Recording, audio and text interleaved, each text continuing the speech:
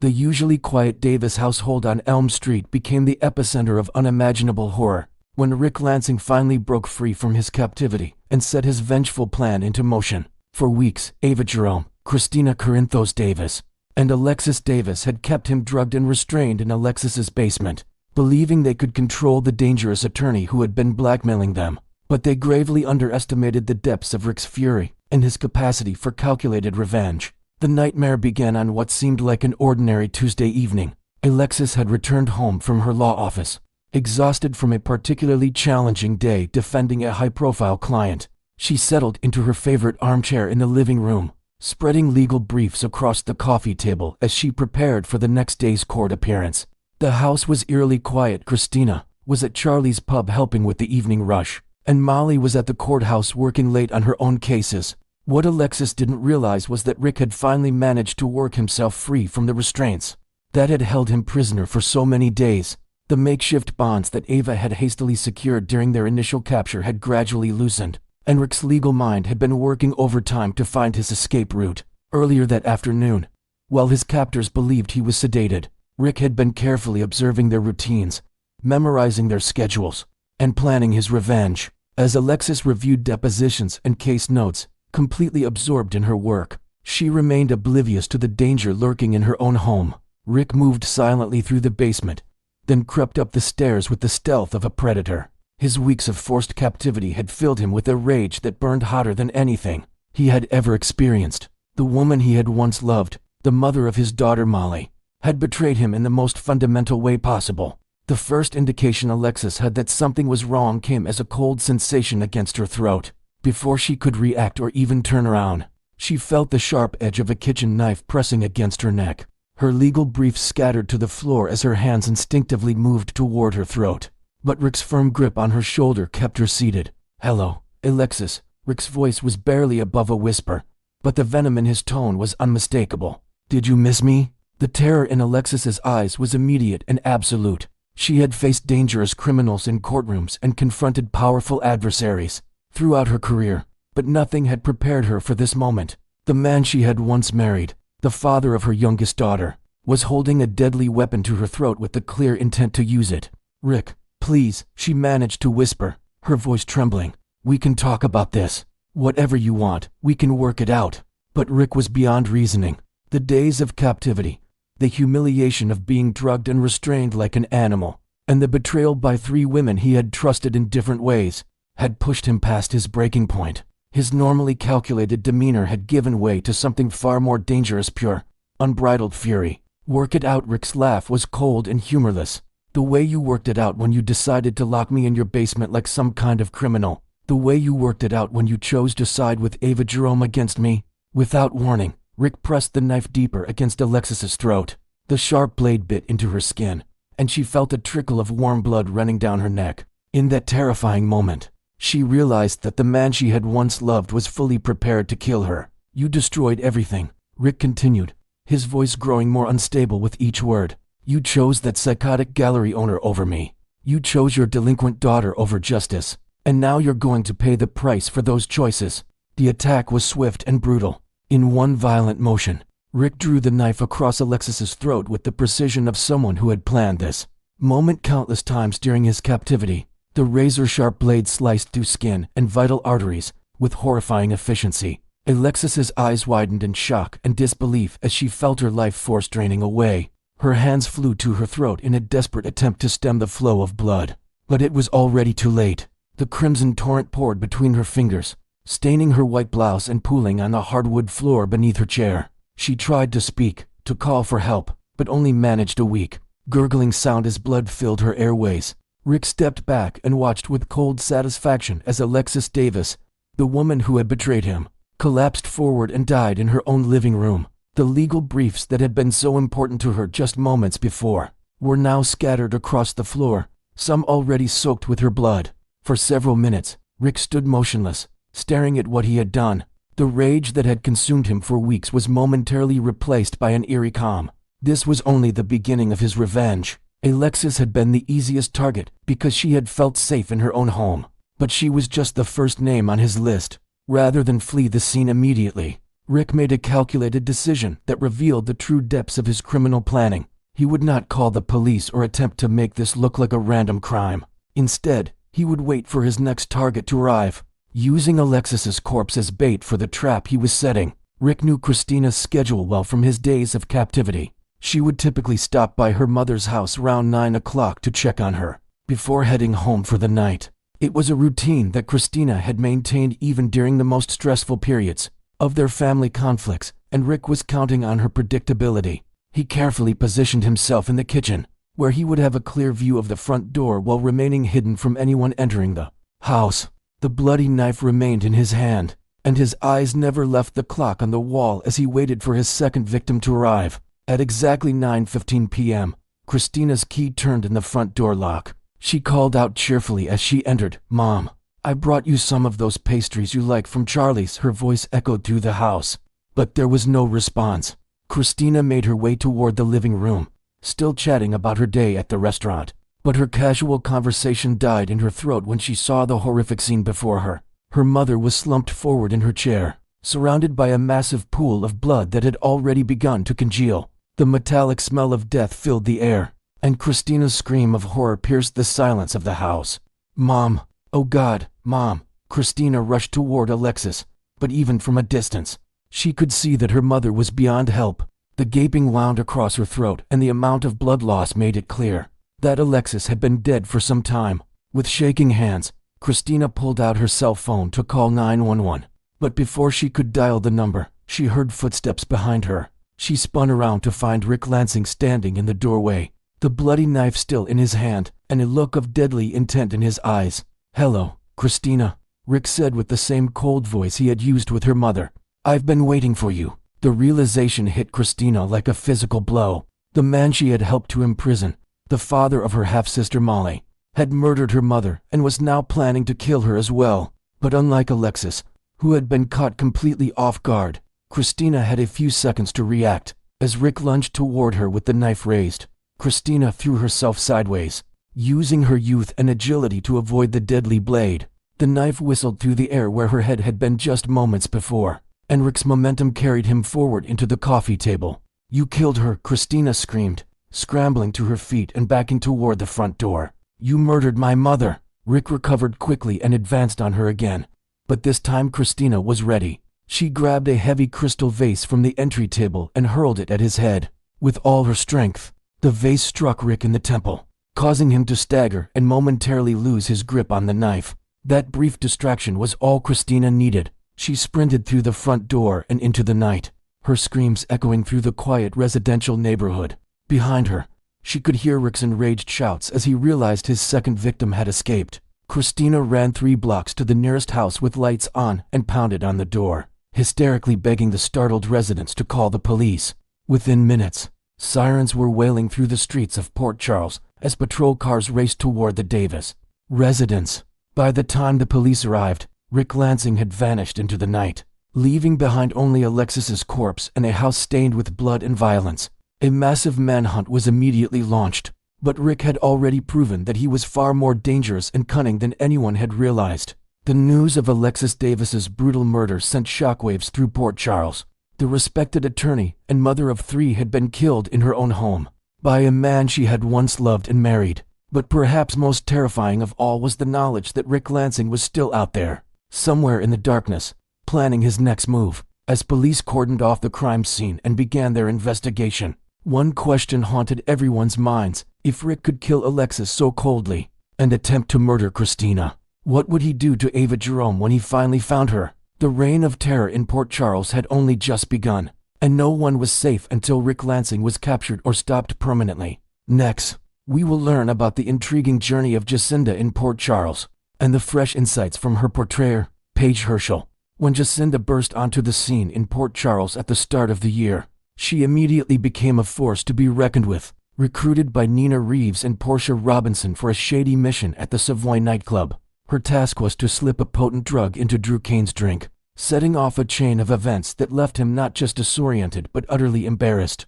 In front of a crowd of onlookers, the fallout from that night lingered in the minds of viewers, as Jacinda's bold actions painted her as a cunning opportunist willing to cross lines for the right price. After collecting her hefty payment, she vanished to the sunny shores of Australia, leaving fans to wonder if her chaotic influence had truly faded from the canvas. Yet, in a twist that surprised even the most dedicated followers of the show, Jacinda resurfaced months later, drawn back by the allure of quick cash and unexpectedly entangled with Michael Corinthos. He cleverly utilized her as his ironclad alibi amid the tense investigation, following Drew's shocking shooting incident, adding layers of deception and alliance to the already tangled web of Port Charles relationships. This comeback not only reignited old tensions, but also introduced new dynamics, as Jacinda's presence began to ripple through the lives of key characters in unforeseen ways. Now, the talented actress behind this enigmatic figure, Paige Herschel,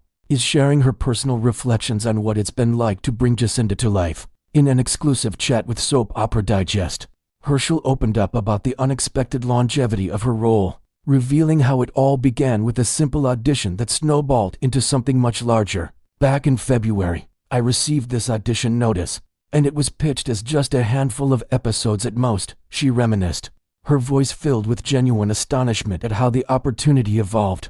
But here I am, still part of the story, and it's been an absolute thrill to stick around longer than anticipated. This extension allowed Herschel to dive deeper into Jacinda's psyche, exploring facets that weren't initially scripted, such as subtle hints of regret beneath her tough exterior. She emphasized how refreshing it is to portray a character so diametrically opposed to her own demeanor, noting that Jacinda's unshakable self-assurance and sharp, no-nonsense attitude stand in stark contrast to her more introverted real-life personality. The offer came as a total surprise, she admitted with a mix of excitement and humility. Jacinda exudes this raw confidence that I don't naturally possess. I'm far more laid back and thoughtful in my approach to things. Stepping into her shoes lets me channel a side of myself I rarely tap into, and that's what makes acting so exhilarating. Delving further into the joys of embodying Jacinda, Herschel described the role as a playground for creative expression, where she could experiment with bold choices that pushed the boundaries of her usual performances. The character's penchant for mischief and moral ambiguity provided endless opportunities to infuse scenes with tension and unpredictability, making each day on set feel like an adventure. Herschel also shared a lighthearted anecdote about her initial audition tape, confessing that she submitted it without high hopes, viewing it as just another shot in the dark amid the competitive world of soap operas. They actually invited me for a producer session on a different project, but it didn't pan out, which is totally normal in this industry, she explained with a chuckle, highlighting the resilience required to navigate the ups and downs of casting calls. This experience, she added, only heightened her appreciation for landing Jacinda, as it reminded her of the unpredictable nature of show business, where one door closing often leads to another swinging wide open. Inventing new layers to Jacinda's backstory in her mind helped Herschel prepare, imagining a past filled with small-time cons and fleeting alliances that shaped her into the opportunistic woman viewers see today. Since her triumphant return to the show, Herschel has found particular delight in collaborating with co-star Rory Gibson, whose relaxed vibe and professional demeanor have made their shared scenes a highlight of her time on General Hospital. She praised his ability to create a comfortable atmosphere on set, which allows for authentic interactions that translate beautifully on screen. Working alongside Rory has been fantastic. His easygoing energy just makes everything flow so naturally, Herschel enthused, hinting at the evolving rapport between their characters. While Jacinda's primary drive remains her pursuit of financial gain, there's an undercurrent of real connection developing, sparked by moments of vulnerability that peek through her guarded facade. Fans might soon witness Jacinda revealing more humane qualities, perhaps influenced by her interactions with Michael, as she grapples with the consequences of her choices in a town where secrets rarely stay buried. Herschel expressed eagerness to explore these softer sides, viewing it as a chance to add depth and complexity to what could have been a one-note villain. This evolution, she believes, will humanize Jacinda, showing that even the most self-serving individuals harbor hidden emotions and backstories that explain their actions. As the storyline progresses, Herschel looks forward to uncovering even more about Jacinda's motivations, potentially delving into her Australian adventures that bridged her initial exit and return, imagining what transpired down under perhaps a string of failed schemes, or a brief taste of normal Syed's richness to the character's arc, making her more than just a plot device. The actress teased that upcoming episodes could reveal vulnerabilities tied to Jacinda's past, like unresolved family issues or a betrayal that hardened her resolve, offering viewers a fuller picture of why she operates in the shadows. This rewarding challenge of peeling back layers keeps Herschel engaged, as she balances Jacinda's edgy confidence with glimpses of empathy, creating a multifaceted portrayal that resonates with audiences. In Port Charles, where alliances shift like the tides, Jacinda's presence continues to stir the pot, promising more drama and revelations ahead. Herschel's enthusiasm for the role shines through in every detail she shares, underscoring why General Hospital remains a staple for soap fans. From her splashy debut to this surprising resurgence, Jacinda has proven to be a character full of surprises, much like the actress who brings her to life. Next, we will learn about the astonishing comeback of Nathan West and the fascinating life of the actor who brings him to life, Ryan Pavey. In a stunning turn of events on ABC's General Hospital, Nathan West, who met a tragic end at the hands of his villainous father Caesar Faison back in 2018, has made an unbelievable return as the honorable detective everyone remembers, as the shocked citizens of Port Charles race to uncover the mysteries surrounding his 7-year absence, perhaps involving secret hideouts, amnesia-inducing incidents, or even underground operations that kept him off the grid. Spotlight turns to Ryan Pavey, the charismatic performer embodying this resilient character. His portrayal adds depth to Nathan's reemergence, blending familiar heroism with fresh enigmas that promise to unravel long-buried secrets. In the show's intricate narrative, hailing from the sunny streets of Torrance, California, where he was born, and growing up amid the bustling energy of Los Angeles, Pavey stumbled into the spotlight through an unexpected path in modeling. During his high school days when scouts spotted his striking looks, this initial foray into the visual arts quickly transitioned into commercial gigs, featuring him in ads that highlighted his natural charisma and photogenic appeal, setting the stage for a full-fledged acting journey. His breakthrough arrived in 2013 when he secured the role of Nathan West on General Hospital, a part that catapulted him into soap opera stardom and allowed him to explore complex storylines involving family betrayals and romantic entanglements. Following his departure from the series, Pavey pivoted to a thriving stint in romantic films, particularly with Hallmark, where he charmed audiences in heartfelt tales of love and redemption, often set against picturesque backdrops like cozy small towns or festive holiday scenes, building a loyal fanbase eager for his on-screen warmth. Diving into his personal roots, Ryan Jacob Pavey Vlieger entered the world under the care of his parents, Les Vlieger and Linda Pavey, in a family environment that emphasized creativity and resilience. Professionally, he streamlined his moniker to the sleek Ryan Pavey, a choice that reflects his desire for a memorable, approachable identity in the competitive entertainment landscape. This name change not only simplified his branding, but also symbolized a fresh start, much like how he reinvented himself from everyday jobs to Hollywood sets, incorporating elements of his heritage into subtle nods in interviews and public appearances.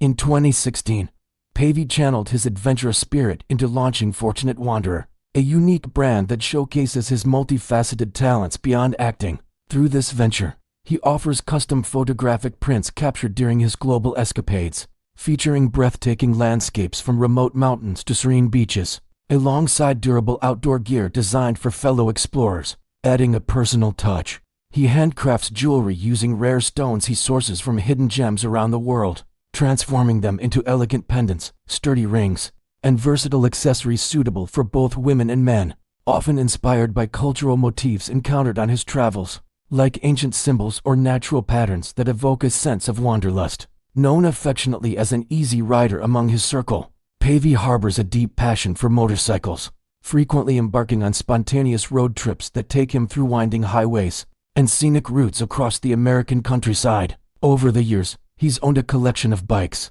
each bestowed with a distinctive name such as Lilith, evoking mystery, Moxie, symbolizing bold energy, and Morrigan, drawing from mythical lore to add a layer of storytelling to his rides. Despite a harrowing accident in 2015, that resulted in a shattered wrist requiring months of recovery and physical therapy, his enthusiasm remains undimmed, as he now incorporates safer riding practices and even advocates for helmet awareness in casual social media posts, turning a setback into a testament to his enduring love for the open road. Pavey's versatility extends to the music world, where he's featured in several high-profile videos that showcased his physical prowess and on-screen presence. In 2009, He served as Robin Thicke's body double in the steamy sex therapy video, seamlessly stepping in for dynamic scenes that required athletic builds and precise movements. 3 years later, he appeared in Christina Aguilera's Edgy Your Body clip, filmed amid the vibrant chaos of Los Angeles, where Aguilera's character lures unsuspecting men into fatal encounters,